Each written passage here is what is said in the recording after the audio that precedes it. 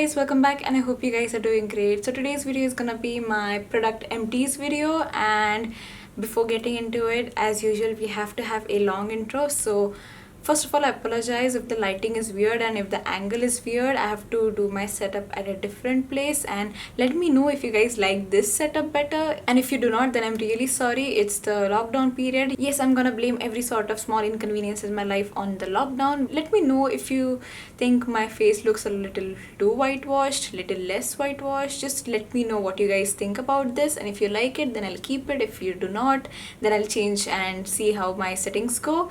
So yeah, that is it. So today's video is gonna be my product empties video. Now, I personally don't own a lot of makeup, and I also do not buy so much of certain things like lipsticks. I do buy a lot of them, but for something like foundations and stuff, I don't tend to buy a lot, but I still do own quite a few products, and those products do get empty once in a while. So yeah, this is the video about me telling you guys how I like my products that I've emptied. So I'm gonna start off with the products that I empty regularly and I tend to repurchase. So the first product I have is the Neutrogena Dry Touch Ultra Block Sunscreen. This is my SPF that I use on a daily basis. This tube actually isn't empty. I tend to throw out my products as soon as I finish them up, just so they don't take a lot of space. But as you guys can see, I already have a backup for this one. Every time you go out, if you are not wearing sunscreen, then I would highly suggest you guys to try and invest in something like a sunscreen. It is okay if you skip certain makeup product, but please don't skip your sunscreen. It's really important. I wish I could try the zinc one, because I know this harms the coral reefs a lot, and I wish I could be a little bit more environmentally conscious. So I'm trying to look for other sunscreen options,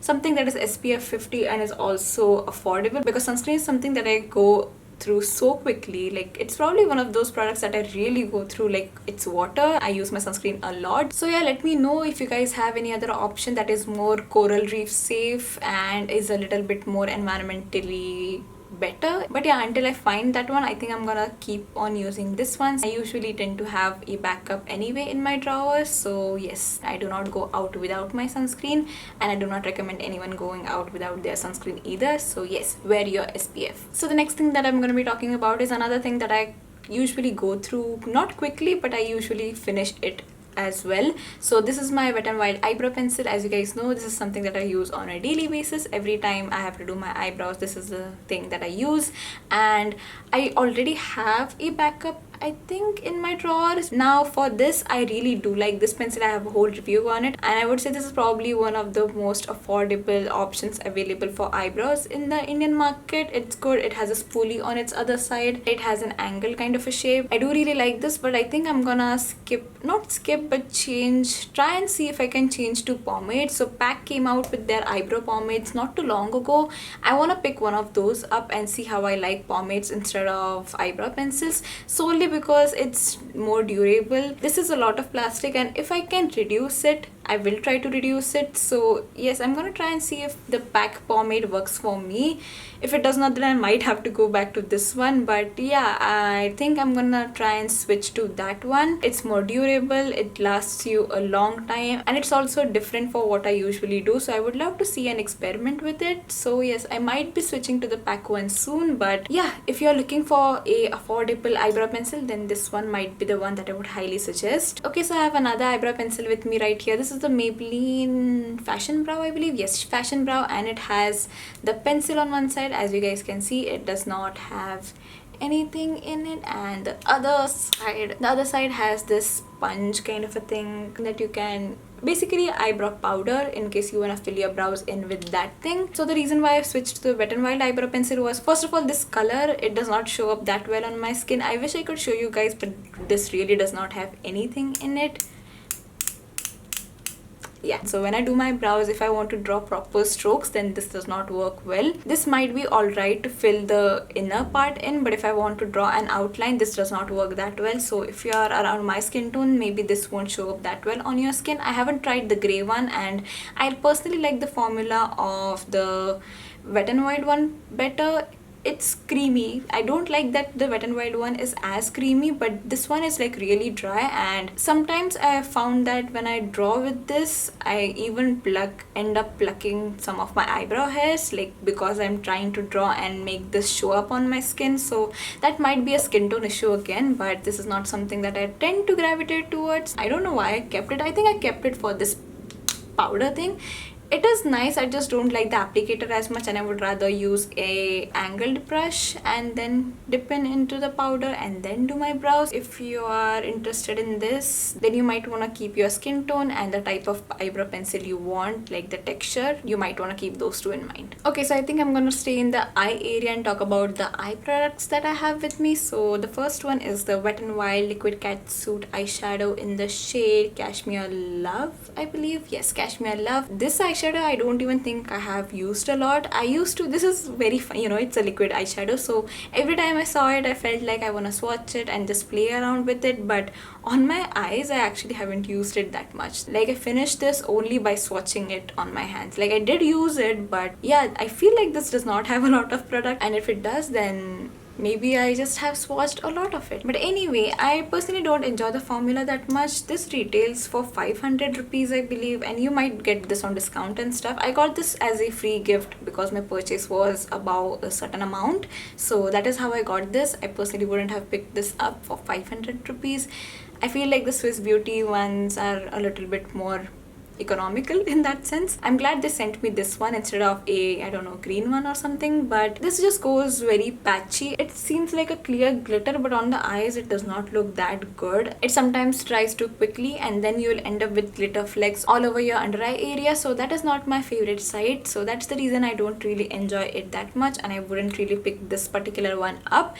If I'm looking into eye glitters, I would definitely choose the Swiss Beauty ones over this one. This just, it's an okay product. If you have it, you can use it, but would I purchase this on my own? No. The next thing is something I recently finished up. This is the Maybelline Lash Sensational Mascara. This is the washable version. I always go for washable mascaras. I prefer them over waterproof mascaras.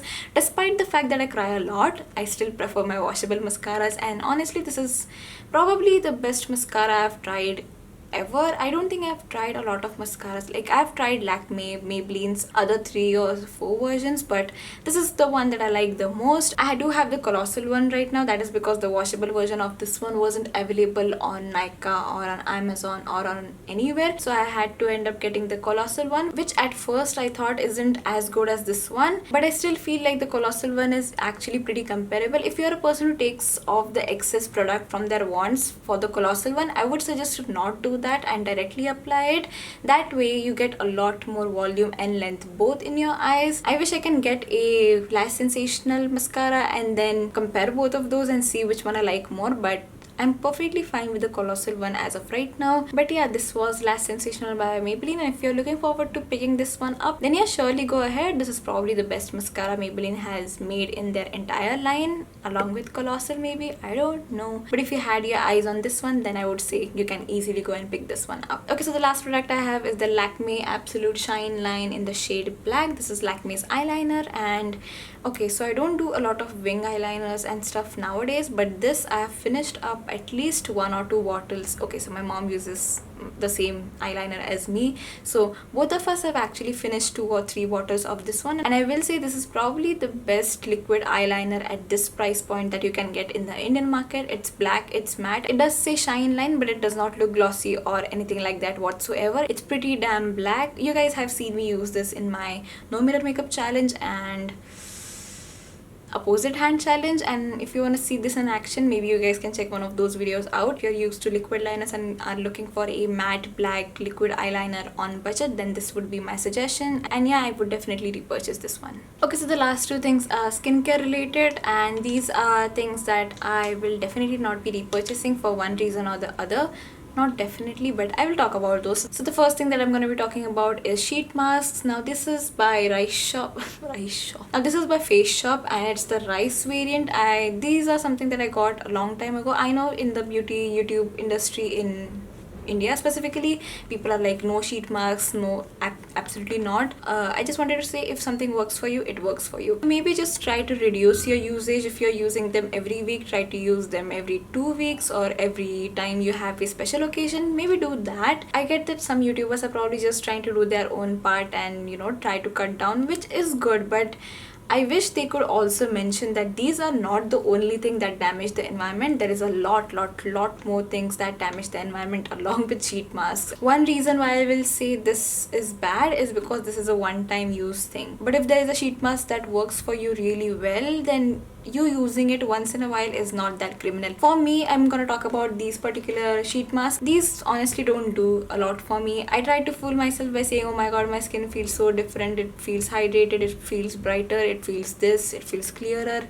It does not, and I personally don't really enjoy the hassle of a sheet mask anymore. So unless I really find a sheet mask that either very much raved about or either has really good ingredients, that's the only time I'm gonna be picking up a sheet mask. I feel like this is a problem only because it's a single-use product, which I agree, and you need to be environmentally conscious, and if you are, you know, trying to cut down sheet masks entirely, do that. I'm not saying don't do that, but what I'm trying to say is, if there is a certain product that works for you, it is fine if you use it. Don't let people guilt trip you into not using it entirely. If it is magic for your skin, then keep it. It's fine. Maybe try to be a little bit more conscious about it, and I think that should be enough. Just try to do your own part. Don't let people try and force you into it. That is basically what I'm trying to say. And the last thing, my friend, I'm actually really tired, so yeah, let's get through this quickly. It's the Everyuth Walnut face mask. Now, not face mask, face scrub. You're absolutely not supposed to use something this harsh on your skin. I don't know. Oh man, I don't know where my brain cells were, but yeah. You're not supposed to use something this sharp on your skin. It can create micro tears. Everyone at this point knows that physical exfoliators are not necessarily the best for your skin unless they are formulated and made into a specific way. Chemical exfoliators are definitely better in that sense, but if you're looking forward to a physical exfoliant, this is not something I would ever suggest to anyone, and I know everyone has been there. If you already have a tube, instead of finishing it on your face, try to use it to scrub your legs or something. Your body skin can definitely handle a lot more than your face and neck and hand area can. So yes, absolutely, I will not be repurchasing this one. Okay, you guys, I think that is all I have to mention. I do have some products, but they are hair care related, and I feel like I'm gonna be finishing up some of my other products soon, so I'm gonna make an empties part 2. I'm so sorry if this video was low in energy. My throat is actually drying up a little bit, so yes, I think I'm gonna stop at that and make a part 2 of that series. And yeah, I think that is it for the video. Let me know what you guys have finished. What is your most recent product that you have finished? And if you want to know more in detail about any of these, please ask me in the comment section down below, because the energy in this video was drastically getting low and low, so I don't know how much I've talked about and if I've talked about in detail unless I edit this video. So there are crows outside. But yeah, if you're curious, do let me know in the comment section down below. I will try to answer all of them. And yeah, I think that is officially it for this video. Thank you so much for watching, you guys. Please like, comment and subscribe. All 3 of these things mean so much to me, and I just want you guys to know that I appreciate all of you. And if you're new here, I hope you would stay for a long time with me in this journey. And yeah, for the last time, I think that is it for this video. I will see you in my next one. Bye.